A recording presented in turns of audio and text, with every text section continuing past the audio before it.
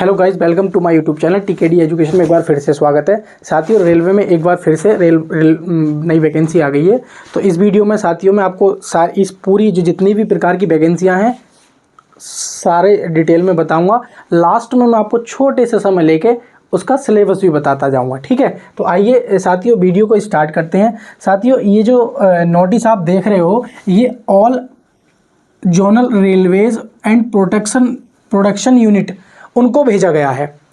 किसने भेजा है? रेलवे बोर्ड ने भेजा है। मैं पहले ही बता दूं ये नोटिस का सार क्या है कि इसने रेलवे बोर्ड ने प्रोडक्शन यूनिट को मैसेज दिया है नोटिफिकेशन के थ्रू कि आप बिल्कुल एकदम तैयार हो जाइए पूरी तरीके से। हम इस मंथ में क्या है इस वैकेंसी का नोटिफिकेशन निकालेंगे, ठीक है। तो वो मंथ आपको मैं इस वीडियो में बताऊंगा कि किस मंथ में किस की वैकेंसी आएंगी। ग्रुप डी की कब आएंगी, एनटीपीसी की कब आएंगी, अंडर ग्रेजुएट एनटीपीसी कब आएंगी, जूनियर इंजीनियर की कब आएंगी और बाकी अदर पोस्ट है वो कब आएंगी।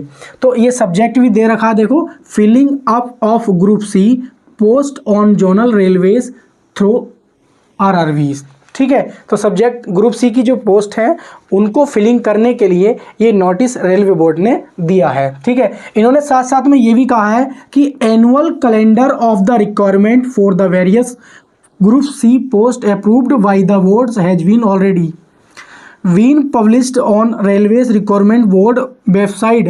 Accordingly, CEN for the requirement ALP and technician have also been published on 19/1/2024 and 8/3/2024 respectively. इनका कहने का मतलब यह है कि हमने क्या है और एनुअल कैलेंडर जारी कर दिया है और साथ ही साथ में हमने एएलपी और टेक्नीशियन की जो वैकेंसी उसका नोटिफिकेशन भी दे दिया है और इसी डेट को हमने दिया है, ठीक है। फिर इन्होंने आगे क्या कहा है, इसमें क्या है कि देखो इसने नॉमिनेट कर दिया है, सॉरी रेलवे बोर्ड ने क्या है नॉमिनेट कर दिया है नोडल आरआरवीज को। नोडल आरआरवीज क्या होती हैं साथियों? जैसे आपने देखा, मैं बता देता हूं, जैसे आपके मान लीजिए जब एग्जाम होगा CVT1 होगा तो वो CVT1 कोई कंपनी कराती है, जैसे मान लीजिए TCS कंपनी हुई, ठीक है। उसी प्रकार से जब मान लीजिए ग्रुप डी की एग्जाम हो, ग्रुप डी की वैकेंसी आएगी, तो ग्रुप डी की जब वैकेंसी आएगी उसका एक जिम्मा दिया जाएगा। जो हमारी 21 आरआरवीज है,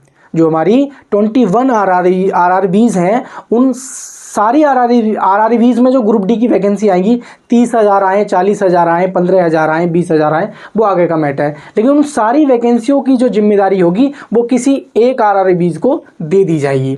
तो इसी प्रकार से इसने क्या काम किया है कि नोडल आरआरबीज इसने चुन लिया है, किसने? रेलवे बोर्ड ने, ठीक है। तो मैं बताता हूँ किस पोस्ट के लिए कौन सी आरआरबीज चुनी गई है। साथियों, सबसे पहले ध्यान देंगे NTPC graduate for level 4 and 5 and 6, यानी कि जो ग्रेजुएट लेवल पे ग्रेजुएट यानी कि जो ग्रेजुएशन की हैं उनके लिए जो एनटीपीसी की पोस्ट आएंगी लेवल 4, लेवल 5 और लेवल 6, तो उसका जो जुम्मा सौंपा गया है, वो जिम्मेदारी यानी कि पूरी जिम्मेदारी सौंपी गई है, वो किसको सौंपा गया है? आरआरवी अहमदाबाद को, ठीक है। यानी कि पूरा इस पूरी वैकेंसी का जो एक तरह से हेड क्वार्टर कह लेंगे हम, वो कौन सी आरआरवीज होगी? अहमदाबाद होगी।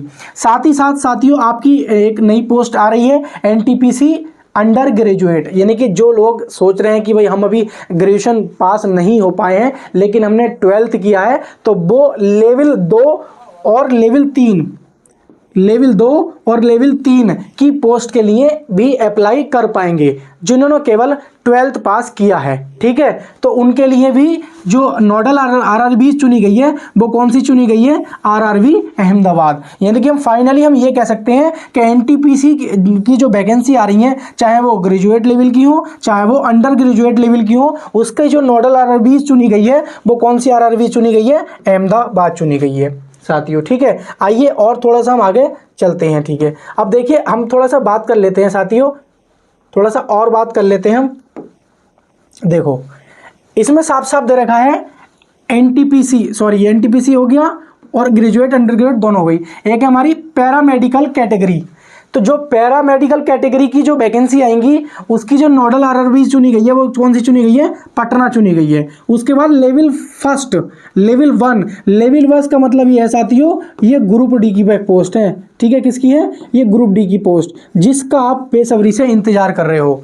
ये ग्रुप डी की पोस्ट है जिसके लिए 10th यानी कि क्या 10th क्वालिफिकेशन होनी चाहिए। अगर आपने हाई स्कूल पास किया है तो क्या है कि आप ग्रुप डी की वैकेंसी के लिए फॉर्म भर सकते हो। साथ ही में कुछ पोस्टों के लिए ITI भी मांगी जाएगी इसमें, ठीक है। तो वो क्या, उसका जो हेडक्वार्टर या उसकी जो जिम्मेदारी सौंपी गई है वो कौन सी RRB है, वो RRB भोपाल। तो आपके समझ में आ गया होगा कि ये जो है RRB भोपाल कौन सी ग्रुप डी, जो ग्रुप डी की पोस्ट है, लेकिन ये अब C के अंतर्गत आती है। लेवल 1 की पोस्ट C में आ गई है, अब ध्यान रखेंगे, ठीक है। नाम ही हम लोग जान रहे हैं पहले से, तो इसलिए मैं ग्रुप डी बोल रहा हूँ, लेकिन लेवल 1 की पोस्ट जो है वो ग्रुप C में आ गई है, ठीक है।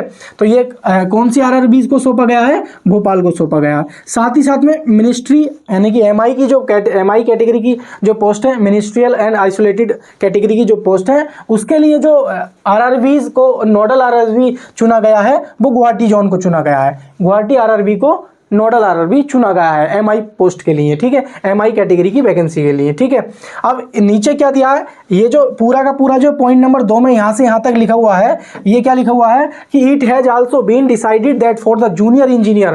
देखो आप कुछ लोग मेरी वीडियो देख रहे होंगे जिन्होंने डिप्लोमा BTech पॉलिटेक्निक वगैरह किया है और वो सोच रहे होंगे कि जूनियर इंजीनियर की वैकेंसी आएंगी, JEE की आएंगी या नहीं आएंगी। साथियों यहाँ पे इन्होंने नोडल RRB नहीं खोला है, लेकिन इन्होंने बोल दिया है it has also been decided that for junior engineer including CMS CMA NTPC graduate and undergraduate level and group D, level 1 group D हो गई है, पैरामेडिकल हो गया, मिनिस्ट्रियल हो गया, आइसोलेटेड हो गई category post for the zonal RRBs, ठीक है। प्रोडक्शन यूनिट यानी कि जो प्रोडक्शन यूनिट को ये मैसेज दे रहे हैं, maybe assess they are vacancies as per the following time schedule.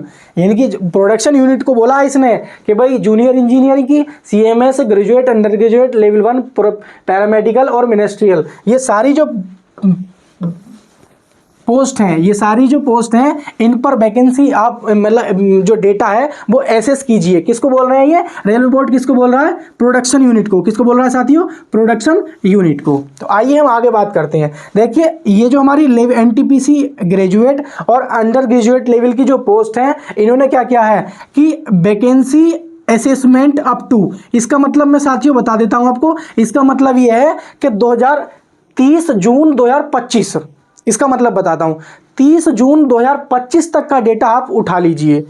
मतलब 30 जून 2025 तक NTPC ग्रेजुएट और अंडर ग्रेजुएट लेवल में, ठीक है। और साथ ही साथ में इन्होंने ये भी बोल दिया, देखो यहाँ पे जूनियर इंजीनियर, ठीक है, और ये पैरामेडिकल कैटेगरी। तो इन चारों में आप ये देख लीजिए कि 30 जून 2025 तक कितनी वैकेंसी खाली हैं, टोटल पोस्ट कितनी खाली हैं, टोटल पोस्ट कितनी खाली हैं, आप उनको काउंट करिए, ठीक है। और काउंट करने के बाद assessment of vacancies in OIRMS, ये इनका ऐप और वेबसाइट है। इस पर क्या है, आपको ये डेटा फिल करना है। किसको फिल करना है, प्रोडक्शन यूनिट्स को, ठीक है। फिर क्या करना है, क्या है, indenting vacancy of in after approval, यानी कि मई जून 2024 में रेलवे बोर्ड क्या कर देगा, उन वैकेंसियों को अप्रूवल कर देगा कि हाँ भाई इतनी वैकेंसी आनी है या नहीं, क्या सच में इतनी वैकेंसी आएंगी या ज़्यादा आएंगी या कम आएंगी, वो क्या है अप्रूव कर देगा। कौन कर देगा, रेलवे बोर्ड, ठीक है। उसके बाद क्या होगा,